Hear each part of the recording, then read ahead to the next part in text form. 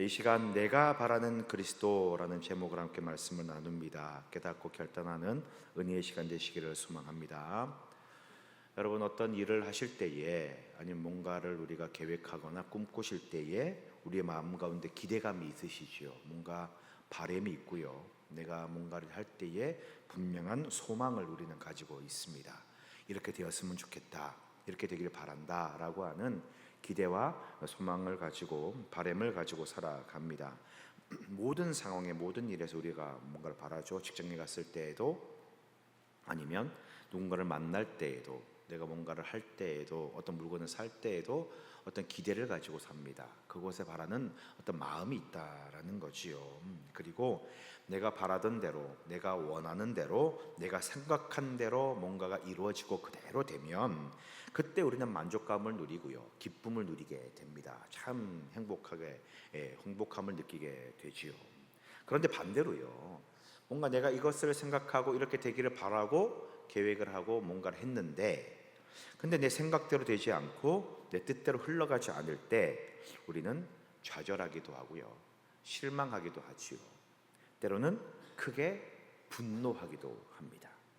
나의 기대, 나의 소망이 사라졌기 때문에 그렇습니다. 그만큼 이 소망이라고 하는 것, 기대라고 하는 것은요, 우리들에게 굉장히 크고 중요한 것이고 또 이 정말 큰 꿈이 된다라는 겁니다. 이처럼 모든 사람들은 항상 기대합니다.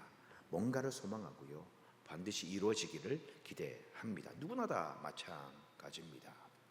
오늘 말씀 역시도 마찬가지입니다. 오늘 역시도 기대와 소망에 대한 그런 말씀이에요. 기대와 소망, 그리고 내가 원했던 소망이 있고 내가 바랬던 기대가 있는데 그것이 사라졌을 때의 반응과 모습을 오늘 말씀을 통해서 우리는 깨달을 수 있습니다.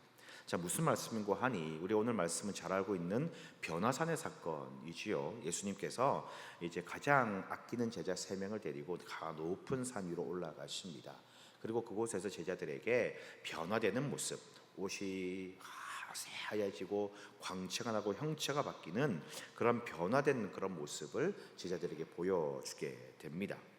그리고 그곳에서 이 제자들이요, 모세 그리고 엘리야와 함께 주님께서 대화하시고 얘기를 나누시는 그 장면을 목격하게 되는 거죠. 얼마나 역사적인 순간이고 황홀합니까? 정말 그 놀라운 그 광경을 보게 되고 큰 이 신비로움의 황홀에 있는 그들에게 하나님의 또 음성까지도 들려지게 됩니다. 그야말로 신비로운 체험을 하는 그런 장면입니다. 자, 이 말씀은 오늘 이 사건은요, 신약적으로 그리고 역사적으로 굉장히 중요한 그런 사건입니다. 구약의 언약이 예수로 말미암아 성취되었다라고 하는 것을 확증하는 그런 사건이기도 하고요, 이 예수님께서 이제 하나님의 아들임을 확인해주는 그런 이 장면이기도 하면서 동시에 예수님의 화실 사역에 대한 확실한 증거 역시도 되기도 합니다. 아주 중요한 이 말씀인데 저는 이 말씀에서 한 사람, 정말 중요한 한 사람을 좀 주목해 보고자 합니다. 바로 베드로입니다. 베드로.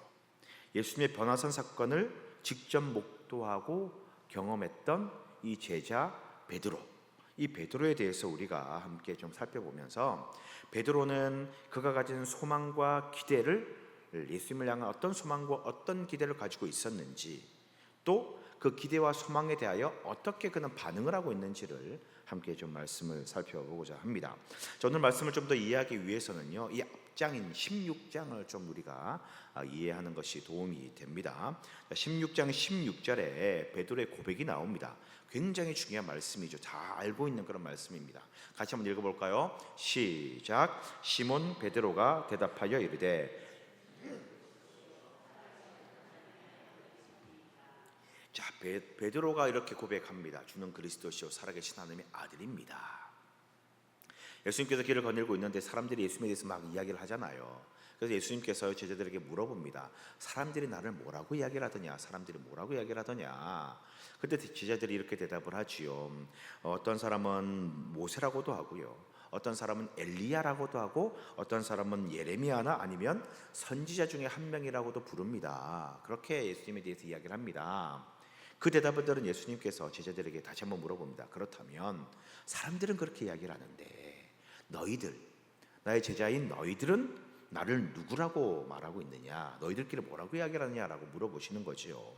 이 질문에요, 베드로가요 대답을 하는 거예요. 주는 그리스도십니다. 살아계신 하나님의 아들이십니다. 놀라운 고백이죠. 이런 고백을 이 베드로가 하게 됩니다. 그리고 이 대답에 예수님은 마음의 흡족함을 누리시고 느끼시고 베드로에게 축복해 주십니다. 너는 이제 반석이 될 것이고 이 반석 위에 네 위에 교회가 세워질 것이다. 그리고 천국의 열쇠를 너에게 준다. 네가 하늘에서 풀면 어떤 것이든 풀리고 매이면 다 매일 것이다 라고 하는 놀라운 권세를 베드로에게 허락하여 주신다라는 거지요. 그런데 이 놀라운 축복의 말씀을 하고 난 다음에 이 이유가 문제예요. 어떤 일이 있냐면 또 근데 예수님께서요 이렇게 축복을 해주고 막 끝나시면 되는데 이 일 말을 하시고 난 다음에 예수님께서 고난을 받으시고 핍박을 받으시고 십자가에 죽임을 당하시고 부활하실 것이다 라고 하는 그런 말씀을 하시는 거예요. 예수님의 고난과 죽으심과 부활을 이 자리에서 제자들에게 알려주십니다. 자, 그런데 그때 베드로가요 어떻게 반응을 하느냐. 자, 16장 22절 말씀입니다. 같이 읽겠습니다. 시작. 베드로가 예수를 붙들고 항변하여 이르되 주여 그리 마옵소서, 이 일이 결코 주께 미치지 아니하리이다. 베드로가 예수님께 항변합니다. 이 일이 결코 일어나서는 안 됩니다. 예수님께 항변했다라고 나오잖아요. 옛날 성경에는 예수님께 간하여라고 이렇게 표현되어 있습니다. 간하여, 항변하고 간하다. 자, 이 말씀이 중요한데 이 말씀의 뜻이 뭐냐면요, 주님 그렇게 하지 마세요, 만류하거나 안 됩니다, 그냥 반대 의견을 낸 게 아니라 이 간하다, 이 항변하다라고 하는 말의 뜻이요 꾸짖다라고 하는 뜻이에요. 비난하다라고 하는 뜻입니다. 힐난하다라고 하는 뜻이에요. 베드로가요 예수님을 꾸짖고 비난하고 힐난하면서 안 됩니다라고 이야기를 하는 거지요.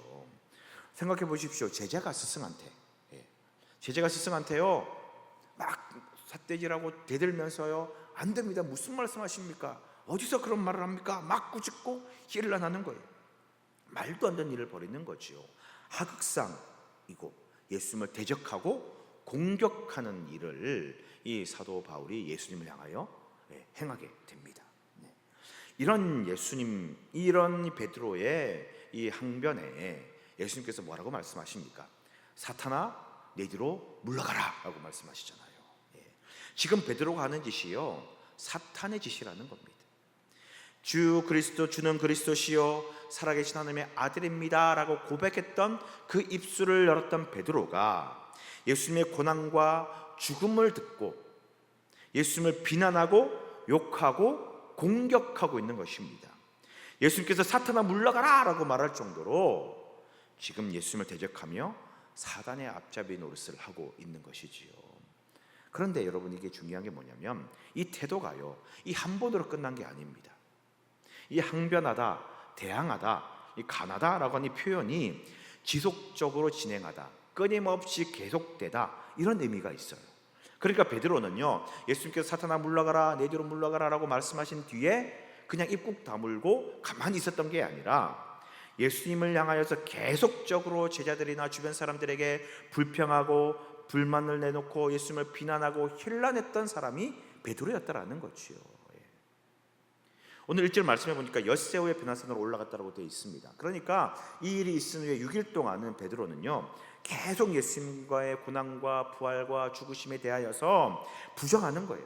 주변 사람들에게, 제자들에게 그런 일이 있어서는 안 돼, 어떻게 그런 얘기를 할 수가 있어, 예수님이 어떤 사람인데 그러면 안 돼, 예수님이 잘못됐어, 예수님을 비난하고 힐난하는 그 모습을 계속 보였다라는 거지요. 성경에 이 말하고 있는 원어가 그래요.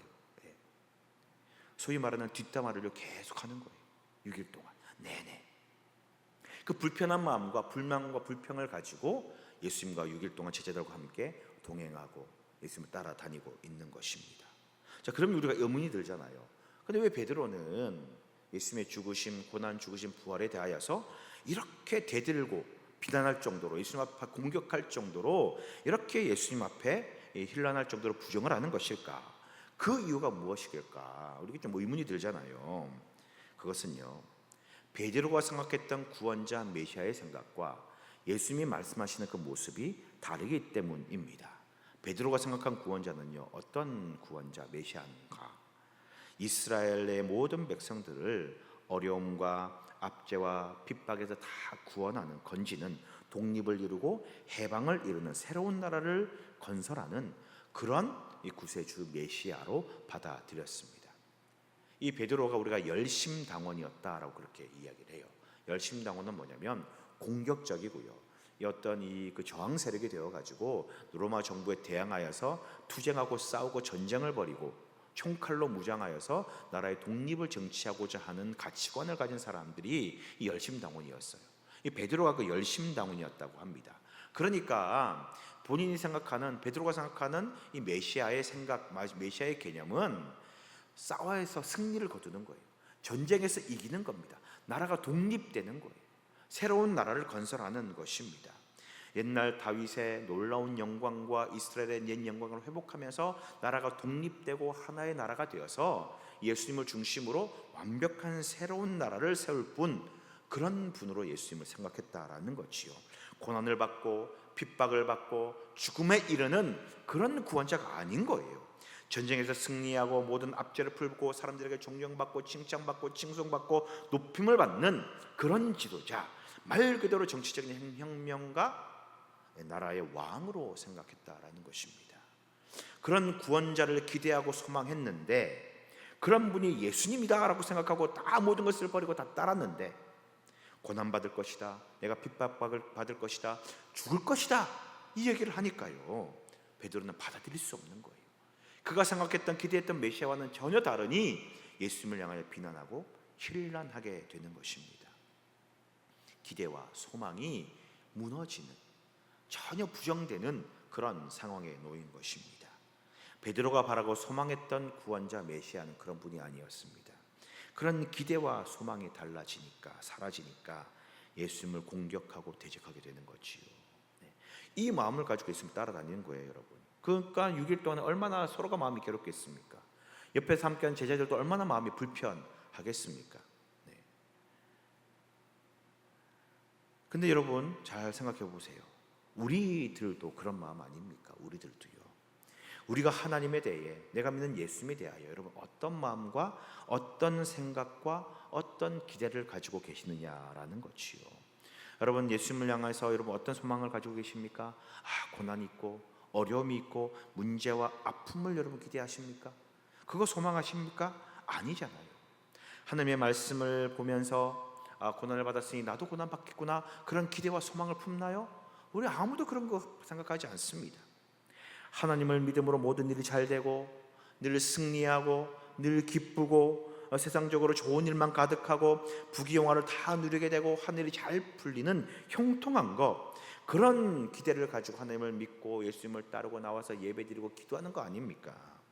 그러다가 뭔가 내 기대에 부응되지 못하고 내 기대와 달라지거나 나에게 문제나 어려움이 생기면요, 이것은 하나님의 뜻이 아니야 부정하기도 하고요, 하나님 왜 이렇게 하십니까? 하나님 앞에 따지기도 하고요, 하나님 어떻게 이럴 수 있습니까? 하나님을 비난하기도 하는 것이 우리의 모습이다라는 거예요.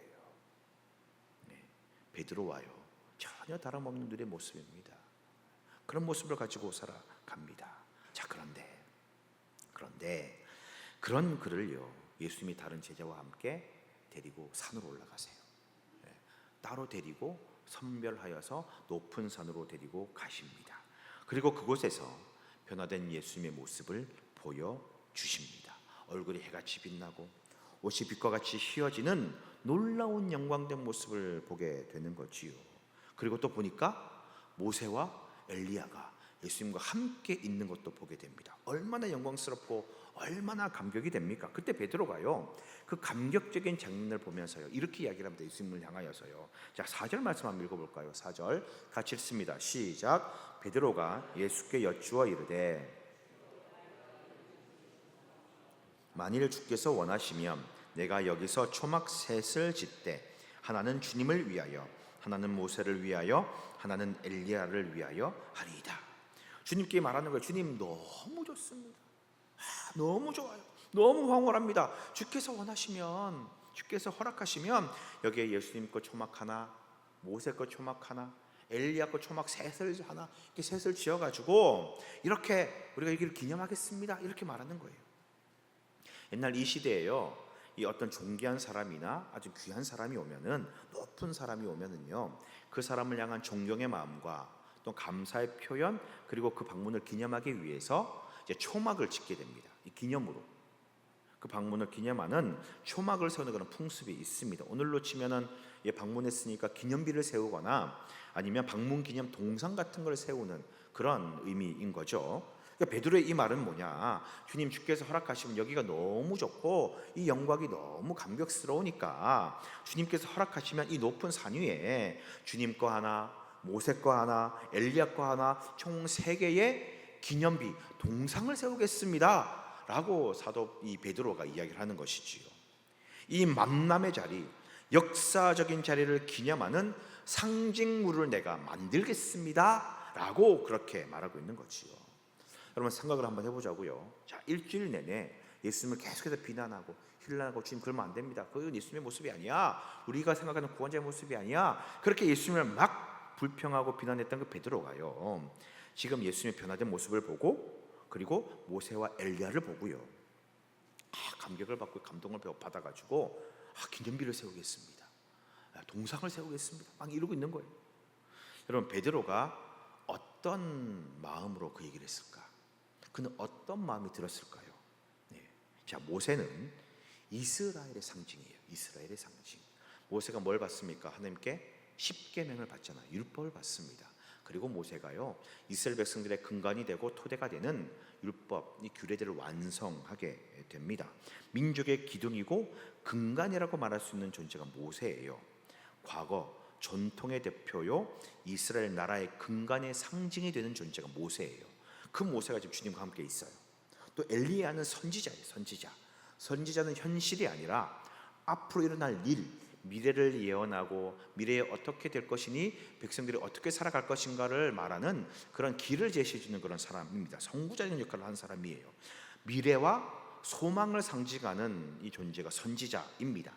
그리고 그 선지자의 대표가 바로 엘리야였다라는 거지요. 말하자면 이스라엘의 과거와 그리고 미래가 예수님과 같이 있는 겁니다. 함께하고 있습니다. 과거 이스라엘의 영광을 회복할 분이 예수님, 그리고 선지자들이 예언하고 구원할, 이 민족을 구원할 구원자가 예수님. 이게 이 자리에서 모든 것이 다 확인되고 밝혀지는 그런 자리인 거지요. 베드로의 입장에서는 이 모습을 딱 보면서요, 확신을 가집니다. 생각이 더 확고해지는, 견고해지는 겁니다. 뭐냐? 내가 생각했던 구원자 맞잖아. 지금 모세와 함께 있고 엘리야와 함께 있으니까 내가 기대하고 내가 바랬던 나라를 해방시키는, 독립시킬 그 구세주, 그 그리스도 예수님이 맞지 않냐, 마음에 확고한 생각이 드는 거예요. 모세와 함께 있는 예수님을 보면서 이스라엘을 재건할 구원자가 예수님이구나, 엘리야와 함께 있는 것을 보면서 우리 민족을 해방시킬 그 예언되었던 구세주 메시아가 예수님이 맞구나, 그가 생각한 구원자, 그가 바라던 메시아, 그가 기대하고 소망했던 구원자가 예수님이다라는 것이 점점점 확인되는 거예요. 확신에 차고 있는 순간입니다. 여러분 베드로는 예수님을요, 주는 그리스도십니다, 살아계신 하나님의 아들입니다, 그렇게 고백했어요. 그런데 그가 바라보고 기대했던 메시아는 그리스도는 누구냐? 정치적인, 세상적인 왕이었다라는 거예요. 로마의 압제로부터 이스라엘을 독립시킬 구원자, 옛 다윗의 영광스러운 권세를 회복시켜서 새로운 나라, 이 유토피아를 건설할 그런 혁명가, 정치가, 그렇게 생각했고, 지금 변화산에서 예수님의 변화를 바라보고 모세와 엘리야와 함께하고 있는 예수님을 보는 순간 자신의 생각과 기대와 소망을 더욱더 확고하게 가지게 되었다는 것입니다. 근데 여러분, 예수님은요, 여전히 고난을 말씀하십니다. 여전히 아픔을 이야기를 합니다. 여전히 죽으심을 이야기하고 있습니다. 베드로의 기대와 소망과는 전혀 다른 말씀을 하고 계십니다. 그런 베드로에게, 이 생각을 품고 있는 베드로에게 하나님께서 말씀하시는 거예요. 하늘의 음성, 하나님의 음성이 들리는 겁니다. 17장 5절에 뭐라고 이야기를 합니까? 함께 읽겠습니다. 17장 5절 시작. 말할 때에 호련히 빛난 구름이 그들을 덮으며 이는 내 사랑하는 아들이요 내 기뻐하는 자니 너희는 그의 말을 들으라 하시는지라. 베드로가 초막셋을 짓겠습니다, 주님께서 허락하시면 짓겠습니다, 그렇게 말하는 그때에 구름 속에서 소리가 납니다. 구름이 그들을 뒤덮고 그 구름 속에서 하나님의 음성이 들리는 거예요. 뭐라고 얘기를 하느냐? 이는 내 사랑하는 아들이요 내 기뻐하는 자다. 내 아들이고 내가 택하여 보낸 자다라고 말씀하시는 거예요. 그러면서요 이렇게 이야기를 합니다. 그러니 너희는 그의 말을 들으라. 내가 사랑하는 아들이고 내가 보낸, 내가 선택한 이 아들 예수의 말을 너희가 듣고 따르라. 그 말이 곧 나의 말이고 그의 뜻이 곧 나의 뜻이고 그의 생각이 곧 나의 생각이다 라고 말씀하시는 거예요. 예수님의 고난과 죽음은 그 혼자만의 생각이 아닌 곧 하나님의 뜻이고 생각이고 길이니 그 말을 받아들이고 순종하라라고 말씀하시는 거예요. 여러분, 이 변화산 사건을 보면서 우리는 이것을 깨달아야 됩니다. 예수님의 정체성과 예수님의 사역을 다시 한번 확증하는 사건이요, 이 변화산 사건인데, 그런데 우리가 믿는 예수님은 어떤 예수님인가를 점검해보는 그런 이 말씀이 되기도 하여야 된다는 것이지요. 예수님은요 구원자십니다. 메시아십니다. 그런데 승리만 있는 왕이 아니에요. 죽음이라고 하는 고난을 거쳐 부활을 통하여 온 인류를 구원하시는 분임을 이 자리에서 하나님의 입술로 주의 음성으로 확인시켜주고 계시다라는 겁니다. 여러분, 우리는 예수님을 믿는 존재들이지요. 하나님을 따르는 사람들입니다. 그렇다면 여러분, 어떤 하나님, 어떤 예수님을 소망하고 기대하며 믿습니까? 우리는 고난과 어려움을 부정하고요, 오직 영광과 승리와 은혜만을 우리는 추구하고 소망합니다. 어떤 분들이 이렇게 이야기를 합니다. 야, 예수 믿는 게 그렇게 어려우면 믿지 마. 예수 믿는 게 고난이면 왜 그 어려운 거 왜 해? 나 안 할래. 그렇게 힘들고 어려운 거 왜 해? 이렇게 말씀하시는 분들이 계십니다. 그런데 우리 예수님을 따르는 사람들은요, 영광만 있는 게 아니잖아요. 성경 모든 것을 한번 찾아보십시오. 예수를 믿는 사람이, 하나님을 믿는 사람들이 어디 세상적인 영광과 고난, 세상적인 영광과 부귀영화를 누리고 살았습니까? 고난이 있고 어려움이 있고 아픔이 있어요. 그 모든 것 다 이겨내니 하나님이 영광을 주시고 은혜를 주시는 거잖아요. 예수님의 제자를 한번 보시기 바랍니다. 이 가룟 유다 죽고 11명의 제자, 이후에 뽑힌 마띠아, 그리고 사도 바울까지요, 다 보면은요 이 13명이요 다 죽음에 이르게 되는데 다 참수를 당합니다. 한 명만 빼고요.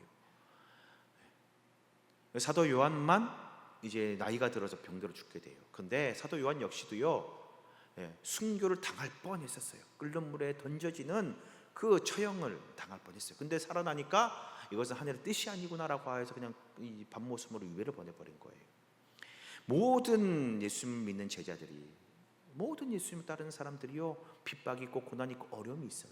세상의 부귀영화를 누리고 어떤 행복을 누리고 승리를 누린 거 찾아보기 힘들어요. 하나님을 믿는 자, 그 사람에게는 영광이 있지 않습니다. 승리가 있지 않아요. 고난과 어려움도 있다라는 거예요. 우리가 이걸 인정하고 이해하고 받아들여야 되는 것입니다. 여러분은 어떤 예수님을 기대하고 계십니까? 내가 바라는 그리스도는 어떤 분이십니까? 하늘의 음성을 듣고 두려워 떨고 있는 그들을 향하여 예수님이여 말씀하십니다. 손을 대며 일으켜 세우시며 말씀하십니다. 일어나라, 두려워하지 마라. 예수님의 그 음성을 듣고 눈을 들어 보니까 8절에 어떻게 되어 있습니까? 오직 예수 외에는 아무도 보이지 아니하더라. 우리의 기대와 우리의 소망을 다 걷어내는 순간 우리의 보이는 분은 오직 예수님 한 분밖에 없어야 된다라는 것이지요. 고난을 생각하고 어려움을 생각하고 핍박을 생각하면 두렵습니다. 무섭습니다. 지금 이 제자들이 하나님의 음성 앞에 벌벌 떨고 있는 것처럼 우리는 떨릴 수밖에 없고 두려워할 수밖에 없어요. 근데 예수님을 바라보는 순간 다른 것 아니라 예수님을 바라보는 순간 두려운 마음이 사라지고 일어날 수 있게 되는 것입니다. 여러분, 우리는 예수님을 보아야 합니다. 예수님을 통해 우리가 누릴 영광이나 승리나 은혜를 보는 게 아니에요. 여러분, 우리는 오직 예수님만 보아야 돼요. 예수님을 믿을 때 오는 핍박과 어려움과 문제와 고통을 보는 것, 그것도 아닙니다. 그냥 예수님만 보는 거예요. 좋은 일이든 나쁜 일이든 그냥 예수님만 보는 거예요. 그 예수님을 볼 때에 주님께서 우리를 일으켜 주시고 우리에게 능력을 주시는 것입니다. 사랑하는 성도 여러분, 여러분이 바라는 그리스도 예수님은 어떤 분이십니까? 우리의 기대와 소망, 바람을 다 대입시켜 놓고 내 뜻대로 해주시는 분, 내가 원하는 것을 이루어 주시는 분, 무슨 도깨비 방망이 같은 뚝 치면 나오는 그런 예수님으로 우리는 생각하고 기대하고 바라보는 것 아닙니까?